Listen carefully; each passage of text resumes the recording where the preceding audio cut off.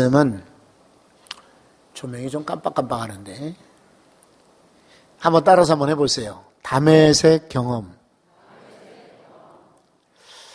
다메스커스라는 그런 명칭 들어보셨을 거예요. 이게 옛날 성경 이름으로 다메섹인데 시리아에 지금 한창 내전이 벌어지고 있는 시리아의 수도입니다. 여기는 옛날에도 아스루 혹은 수리아라는 이름으로 대국이었어요. 이스라엘과 항상 이렇게 대치하거나 전쟁을 벌였던 그런 나라가 수리아의 수도 다메섹인데요. 이스라엘에서는 가장 아마 가까운 외국 나라의 수도가 아닌가 싶습니다. 거기서 사울이라는 이 청년이 변화받은 거예요. 회심한 거, 이거 다메섹 체험이라고 그래요. 다메섹 경험. 바로 그 이야기를 여러분과 함께 나누려고 합니다. 사울은요, 이 다메섹 경험을 통해서 인생이 바뀌어요. 사람이요, 쉽게 바뀌지 않습니다. 그냥 살아왔던 인생이 순식간에 바뀌긴 정말 어렵습니다. 사람이 종교를 바꾼다? 쉽지 않습니다. 사람이 직업 바꾼다? 이것도 쉽지가 않습니다. 그런데 사울은 완전히 그 인생이 변화되었어요. 어떻게 변화되었는지 그 이야기를 드리려고 해요. 그러나 어쨌든 이 사울이 다메섹에서 예수님 만나는 이 경험 때문에 사울은 위대한 전도자가 됩니다. 이방인을 위한 그런 그릇, 도구로 사용되게 돼요. 그전에는 유대교에서 유대 지역에만 복음이 머물러 있었는데 이 사울의 이제 회심, 사울의 변화를 통해서 이 사람이 안디옥 교회로 가고 나중에 선교사로 파송받아서 선교를 4차례나 가게 돼요. 근데 그 4차례의 선교를 통해서 많은 교회를 세우고 그리고 더더군다나 가는 지역에 있는 교회에게 편지를 보내요. 그것이 신약 성경에 약 13권이 있어요. 나 바울은 이러면서 빌립보서, 로마서, 고린도서 하는 것이 다 바울의 책이에요. 그러면 이 사도 바울이 이렇게 복음의 전도자로 된 것이 전부냐? 그렇지만 않아요. 이 사람은 대단한 신학자예요. 그래서 오늘날 우리가 믿고 있는 기독교의 교리의 상당 부분은 이 사울, 훗날 바울이 된 이 사울의 영향이 커요. 사울은 나중에 로마에서 순교당해 죽습니다. 하지만 이 사람이 쓴 그 편지, 글들, 성경을 통해서 많은 이들이 변화되고 회심하죠. 어거스틴이 로마서를 읽다가 이 사람도 변해요. 종교개혁자 마틴 루터도 역시 로마서를 읽다가 변화가 돼요. 그런가 하면은 요한 웨슬레 목사님도 선교사까지 가고 옥스퍼드 출신의 대단한 인물이었지만은 그러나 성령 받지 못했거든요. 근데 이 사람이 로마서의 서문, 로마서 주석의 서문을 읽는 걸 듣다가 변화받아요. 5월 마지막 주간에. 그래서 감리교회를 창시하게 돼요. 원래 성공의 목사님이었는데, 신부였는데 감리교회를 처음으로 만들어요. 오늘 전 세계 감리교회가 많잖아요, 우리나라에도. 제일 먼저 만들었던 사람이 요한 웨슬레예요. 근데 그 요한 웨슬레 목사님이 변화되게 된 것도 역시 바울의 이 로마서 편지 때문이에요. 그러니까 많은 기독교인들에게 영감을 주고 감동을 주고 변화시킨 인물이 바로 사도 바울입니다. 바로 이 바울 사도가 믿지 않을 때 이야기를 지금 성경은 적고 있어요. 이 다메섹 경험은 우리 성도들 모두가 다 경험하셔야 합니다.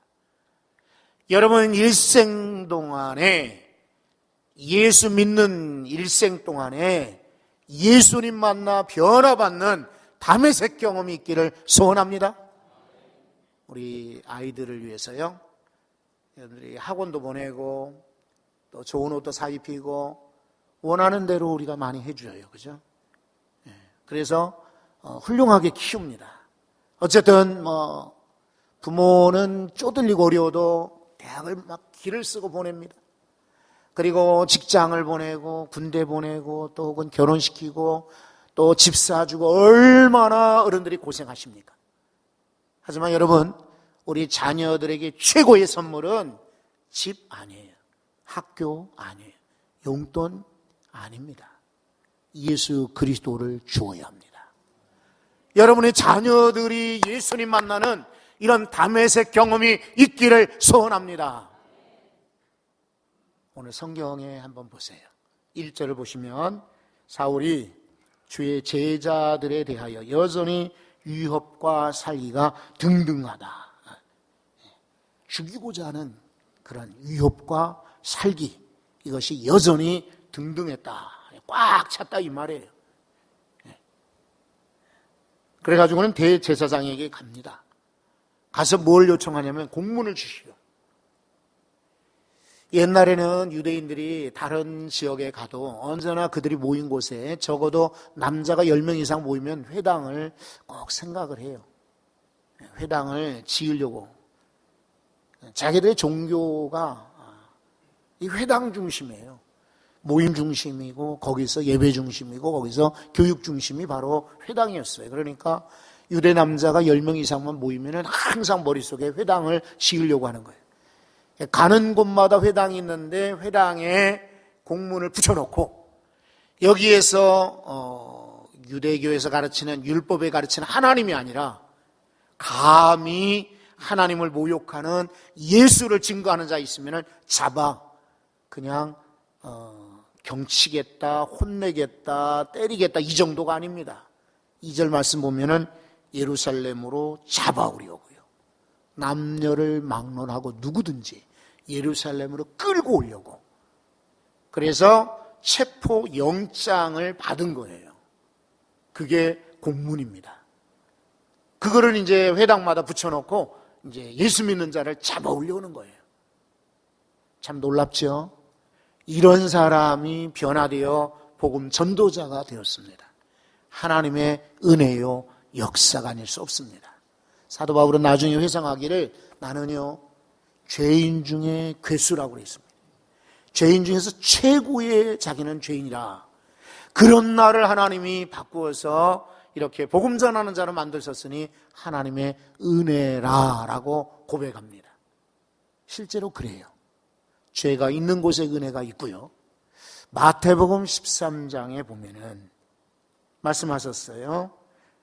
9장 13절에 나는 의인을 부르러 온 것이 아니라 누구를 부르러 왔어요? 죄인입니다. 예수님께서는요 죄인을 더 사랑하시고 죄인을 구원하시고자 이 땅에 오셨다라고 말씀하셨어요. 죄인 된 죄인이지만 우리와 같은 죄인이랄지라도 사울을 바꾸시고 사울을 고르시고 사울을 택하신 것처럼 저와 여러분도 택하셨으니 은혜지요? 이렇게 핍박하는 자를 바꾸셨어요. 게다가 3절 말씀 보세요. 사울이 길을 가다가 다메섹에 이르러더니 호련히 하늘로부터 빛이 저에게 비추더라 라고 말하고 있어요. 여기서 호련이라는 말은 갑자기, 영어로 suddenly 순식간에 생각지 못한 순간에 확 빛이 비치는 거예요. 우리는요 길을 갑니다. 내 길을 가요. 내가 작정한 길, 내가 계획하는 길, 이렇게 내가 생각하는 길로 나는 가요. 근데 하나님은 길 가는 우리를 확 바꿔놓으세요. 그래서 잠언서에 있는 말씀처럼 사람이 자기의 길을 작정할지라도 그 걸음을 인도하시는 이는 누구세요? 여호와시니라. 맞아요. 예수 믿는 자를 잡으러 지금 다메섹으로 가는 길이었어요. 그런데 하나님은 그 길 중에 갑자기 호련히 나타나셔서 사울을 만나셨습니다. 여러분이 부활절 때만이 아니라 항상 마음속에 담고 기도하는 분들 있죠. 내가 꼭 전도했으면 좋겠다. 내가 좀 초청하면 좋겠다. 저분도 예수 믿고 변화되면 좋겠다. 예수 믿고 천국 가면 좋겠다. 아마 마음속으로 소원하고 기도하는 분들이 많으실 거예요.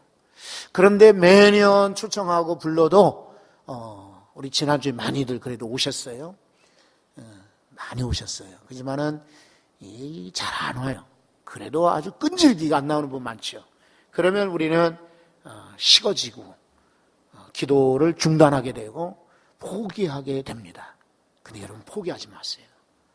하나님의 역사는 놀랍습니다.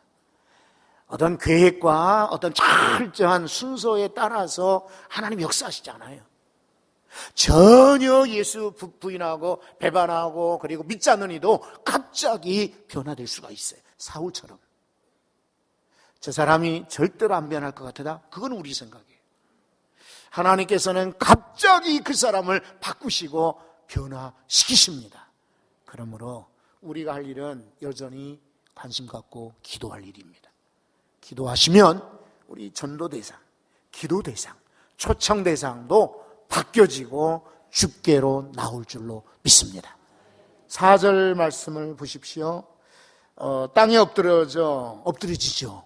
빛이 확 비치니까 순간 놀라가지고 엎드려질 수밖에 없어요. 그 놀라운 영광 앞에 엎드리지 않을 사람이 누가 있습니까? 소리만 겨우 듣게 됩니다. 그런데 하늘에서부터 소리가 들립니다. 사울아, 사울아, 내가 어찌하여 나를 박해하느냐. 여러분, 사울이라고 이름을 분명히 불러요. 사울은 자기를 누가 부르는지 몰라요. 그 다음 절에 보면은 대답하되 주여 누시옵니까? 누구시옵니까? 라고 묻잖아요. 그러니까 인간은 하나님에 대해 잘 몰라요. 믿지 않는 이들은 더더욱 몰라요. 그러나 하나님은 누구든지 알고 계십니다. 이름을 부른다는 것은 알고 있다는 뜻이에요. 근데 한 번만 부르지 않고 사울아, 사울아 거듭 부르는 것은 하나님 주님께서 지금 이 사울에 대한 간절한 마음을 표현하시는 거예요. 사울아, 사울아, 네가 어찌하여 나를 핍박하느냐. 사울을 잘 아실 뿐더러 지금 긴급한 마음으로 사울을 부르시는 거예요. 이거 지금 만약에 이곳에서 부르지 않고 그냥 가는 길 그대로 가게 했더라면은 아마 사울은 자기도 모르게 다메섹에 가서 회당마다 예수 믿는 이들을 유대인들을 색출해내가지고 그들을 아마 포승줄에 꽁꽁 묶어가지고는 예루살렘으로 끌고 갔을 거예요. 급하시니까 하나님이 갑자기 나타나셔서 이렇게 역사하십니다. 근데 여러분 주목하실 것은 내가 박해하는 예수라. 근데 사울은 예수 이름도 몰랐고 사실은 예수님을 박해하지 않았어요. 교회만 박해하고 그리스도인들을 박해했잖아요. 그런데도 예수님은 네가 왜 박해하느냐 나를. 주님 이렇게 증언하시고 말씀하세요. 종종 어리석은 이들 가운데는요 교회를 물어뜯습니다. 비방합니다. 교회를 향하여서 흉보입니다. 근데 그건 조심해야 돼요. 성도를 흉보는 것이 아니라 주님을 흉보는 거예요. 교회를 헐뜯는 것이 아니라 주님을 헐뜯는 것이에요. 교회를 박해하는 것이 아니라 이것은 바로 예수님을 박해하는 거예요. 그러므로 골로새서에서 1장에 보면은 그리스도는 머리시고 우리는 몸이라 그랬어요. 교회는 몸이에요. 요한계시록 21장에 보면은 예수 그리스도는 신랑, 어린 양이신 신랑이고 온 성도들은 신부라고 했어요. 신랑과 신부가 한 몸이 되듯 머리와 몸이 한 몸이듯 예수님과 교회는 늘 하나입니다. 그러므로 교회를 반대하는 것은 주님 반대하는 거예요. 교회를 헐뜯는 것은 분명히 아셔야 됩니다. 이것은 바로 주님을 헐뜯는 것입니다. 그렇다고 잘못된 것, 죄된 것, 문제 있는 것을 드러내지 말자. 이게 아닙니다. 잘못한 것도 없는데, 문제도 없는데, 문제인 것처럼 공격하는, 믿지 않는 이들은 그럴 수 있어요. 근데 안타깝게도 믿는 이들 가운데도 습관적으로 성도들을 헐뜯거나 교회 지도자들을 헐뜯거나 교회에 대해서 이러쿵저러쿵 흉보는 것은 주님을 흉보는 거예요. 어리석은 거예요. 어찌하여 나를 박해하느냐. 주의 음성을 들으시기 바랍니다. 그리고 주님을 높이고 찬양하고 교회는요 헐뜯는 대상이 아니라 사랑의 대상. 교회는 성도들이 지켜야 될 곳이에요.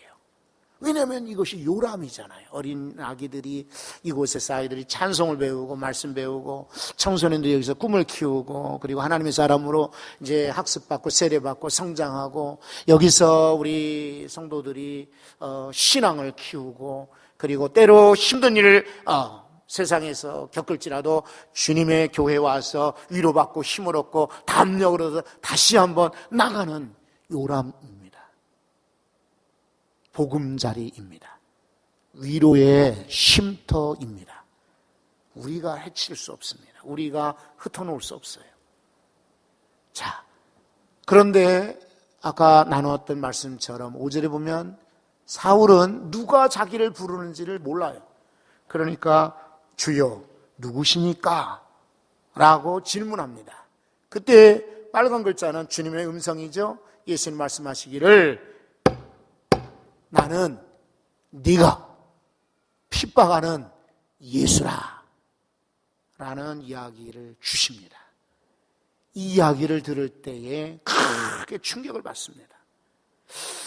빛이 있었을 때도 놀라웠지만은 하늘에서 음성이 들릴 때도 놀라웠지만은 예수다 하는 이 음성을 들을 때에 사울은 큰 충격을 받습니다.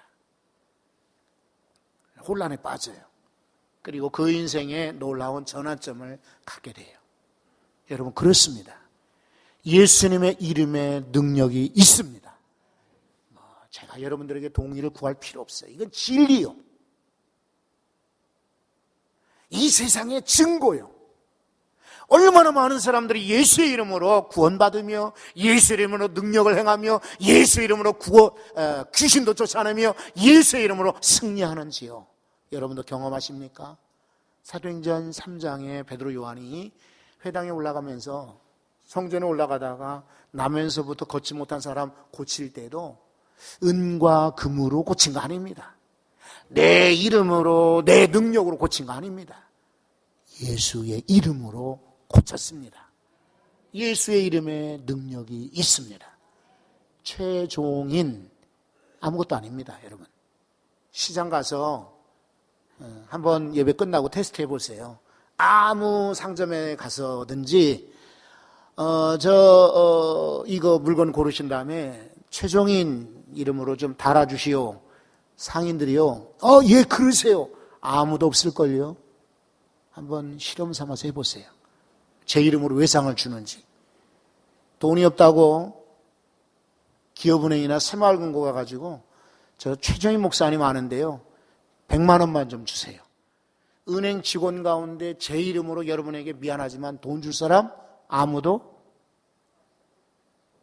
없습니다. 인간의 어떤 이름이든지요, 요만큼도 능력 없어요. 그러나 예수의 이름에 능력이 있습니다. 모든 만민이 그 이름 앞에 무릎을 꿇고 머리를 숙이게 됩니다. 오늘도 예수 그리스도의 이름에 사람들은 변화돼요. 여러분도 여러분의 이름이나 여러분의 능력이 아니라 예수 이름을 증거하시고 예수 이름을 자랑하십시오.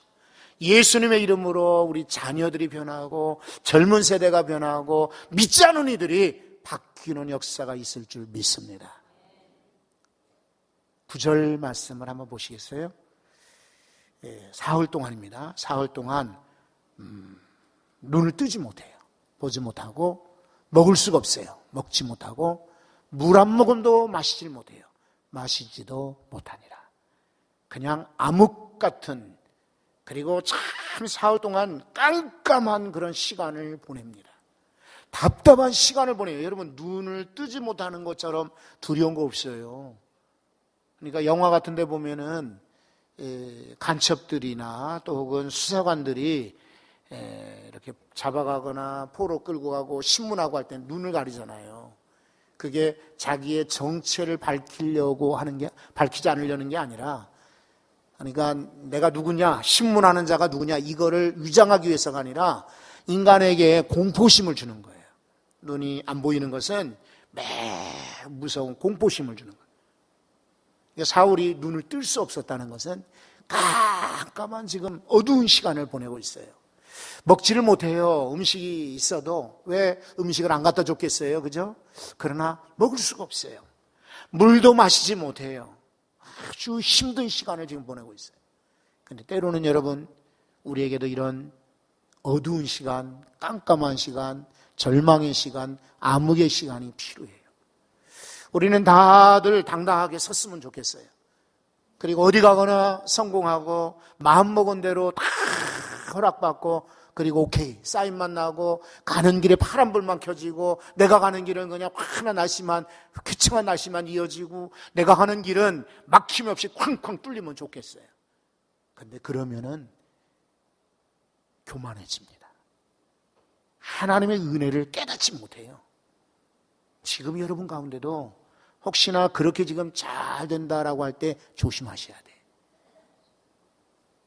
이 인생 가운데는 이 다메섹 경험을 위해서는 때로는 넘어짐도 필요해요. 때로는 정말 답답하지만은 그 순간이 예수님 만나고 변화되는 순간입니다. 때로 큰 수술이나 실패 때문에 낙심하지요. 그리고 어려움을 겪습니다. 그러나 그 순간이 도리어 주님 만나는 시간인 것을 기억하시기 바랍니다.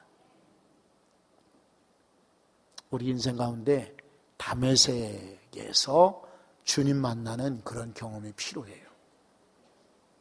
여러분이 마음대로 길을 가십시오. 그러나 하나님이 선택한 인물들을, 뽑으시는 인물들을 하나님이 택하실 겁니다.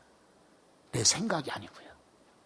길 가다가 갑자기 주님 만나듯 여러분들과 여러분의 가족들, 그리고 여러분이 만나는 이들이 이런 놀라운 갑자기 변화되는 역사가 있기를 소원합니다.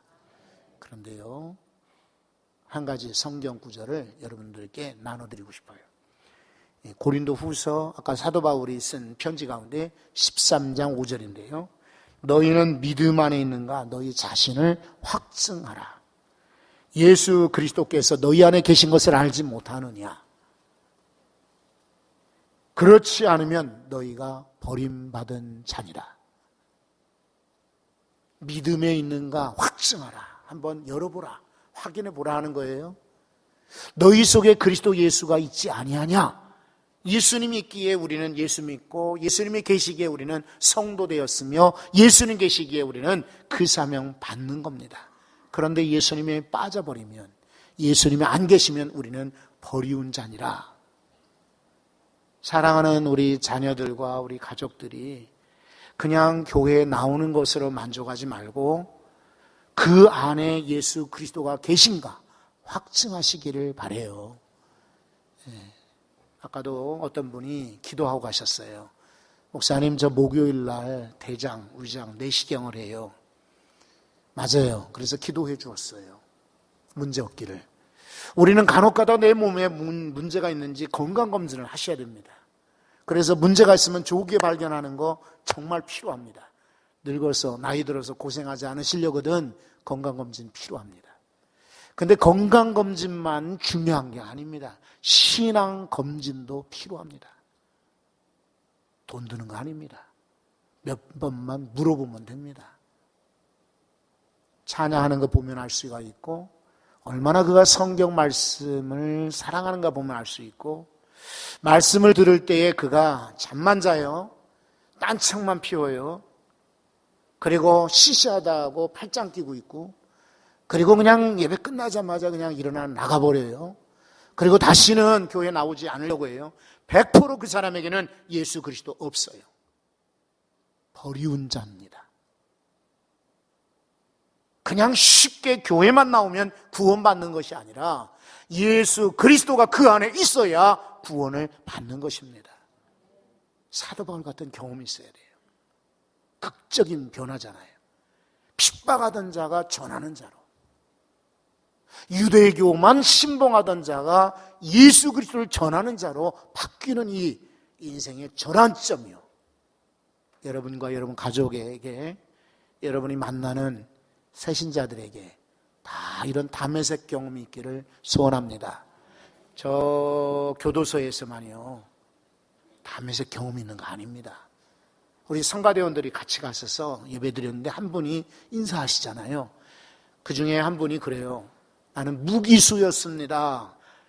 얼마 전까지만 해도 여러분과 함께 여러분의 자리에 앉아서 예배를 드렸던 사람입니다. 여기 영등포 교도소 시절에. 지금은 제가 예수 믿고 변화되어서 목사가 되어 지금 이 자리에 섰습니다. 한 분이 그렇게 인사해요. 놀라운 변화지 않아요? 무기수였던 사람이 변화되어서 이제는 목사가 되어서 복음을 전하는 옥중 선교사가 되었답니다. 이런 경험이 필요합니다. 너희 믿음을 확증해 보아라. 그리스도가 너희 안에 계시지 아니하냐? 만약 그렇지 아니하면 너희는 버리운 자니라. 다시 말해서 다메섹 경험이 없으면 우리는 헛짓 신앙하는 거예요. 다메섹 경험이 없으면 우리는 제대로 믿는 게 아닙니다. 직분 중요하지 않아요. 학력 중요하지 않아요. 돈도 중요하지 않아요. 오래 교회 다닌 그 실력, 이것도 신앙 연조도 중요하지 않아요. 다메섹 경험이 있느냐 없느냐가 더 중요해요. 저는 바라기는 여기 앉아 계시는 여러분 전체가 다 다메섹 경험이 있기를 소원합니다. 한번 우리 합심 기도해요. 다 같이 기도할 때 하나님, 제게 다메섹